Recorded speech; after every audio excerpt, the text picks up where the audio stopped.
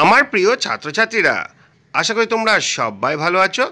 গ্রীষ্মকালীন প্রকল্প 2024 আজ আমরা চতুর্থ পর্ব নিয়ে হাজির হয়েছি। দেখো, এর আগে প্রথম পর্ব, দ্বিতীয় পর্ব, তৃতীয় পর্ব হয়ে গেছে। যদি কারো দরকার থাকে তাহলে অবশ্যই দেখতে পারো, ডিসক্রিপশনে তোমরা লিঙ্ক পেয়ে যাবে।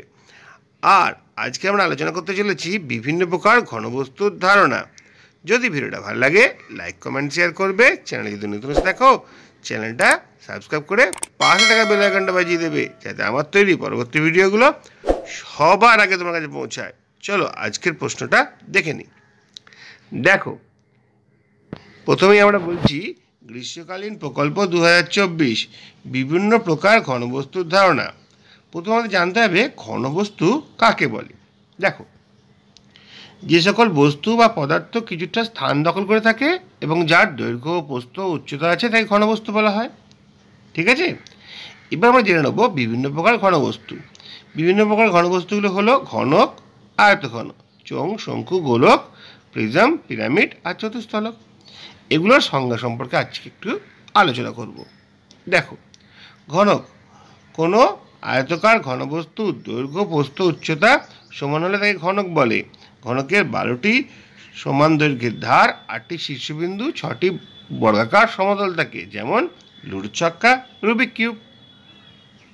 বেশ, এরপরে থাকছে আয়তঘন বা সমকোণী চৌপল। যে বহুতলক পরস্পর লম্ব 6টি আয়তকার তল দ্বারা গঠিত তাকে আয়তকার ঘনবস্তু বলে।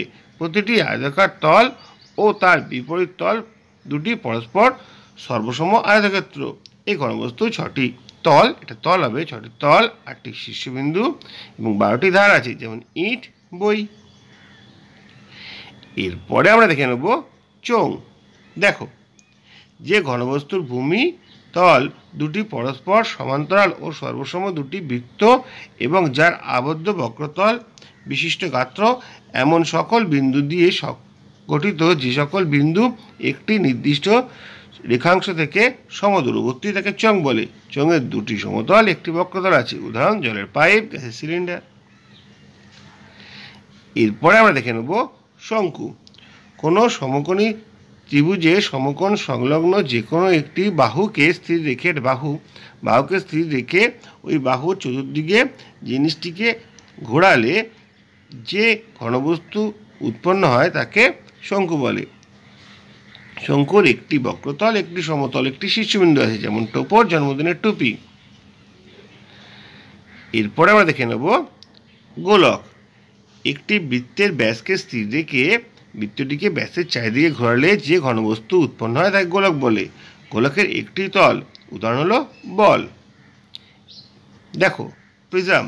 যে বহুতলকের ভূমিতল ও উপরিতল দুটি পরস্পর সমান্তরাল ও সর্বসম বহুভুজ এবং পার্শ্বতলগুলো সামান্তরিক তাকে প্রিজম বলে। প্রিজম হলো সামান্তরিকের পার্শ্বতল বিশিষ্ট এক প্রকার বহুতলক।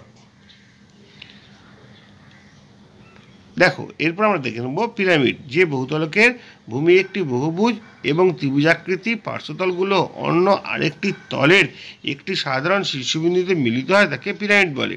সাধারণ নির্দিষ্ট বিন্দুটিকে পিরামিডের শীর্ষবিন্দু বলা হয়, আর পার্শ্বতলগুলো কম করে 3টি বা তার বেশি হয়। ত্রিমাত্রিক জ্যামিতিতে পিরামিড হলো ত্রিভুজাকৃতি, পার্শ্বতল ও একটি সাধারণ শীর্ষ সমন্বিত বিশেষ ধরনের বহুতলক। এরপর আমরা দেখে নেব চতুস্থলক। চতুস্থলক হলো 4টি ত্রিভুজাকার তল, 6টি বাহু এবং 4টি শীর্ষবিন্দু বিশিষ্ট একটি বহুতলক বা ঘনবস্তু, যার প্রতি শীর্ষ 3টি করে ত্রিভুজাকার তল মিলিত হয়। দেখো, এইভাবে আমরা বিভিন্ন ঘনবস্তু সম্পর্কে আলোচনা করলাম। তোমরা এগুলো প্র্যাকটিক্যাল খাতায় লিখবে, ছবি আঁকবে, তাতে তোমাদের প্রজেক্টটা সম্পূর্ণ হবে। আজকে ভিডিওটা এখানে শেষ করছি। যদি ভালো লাগে লাইক, কমেন্ট, শেয়ার করবে। চ্যানেলে যদি নতুন এসে দেখো, চ্যানেলটা সাবস্ক্রাইব করে পাশে থাকা বেল আইকনটা বাজিয়ে দেবে, যাতে আমার তৈরি পরবর্তী ভিডিওগুলো সবার আগে তোমার কাছে পৌঁছায়। তোমরা প্রত্যেকে ভালো থাকবে।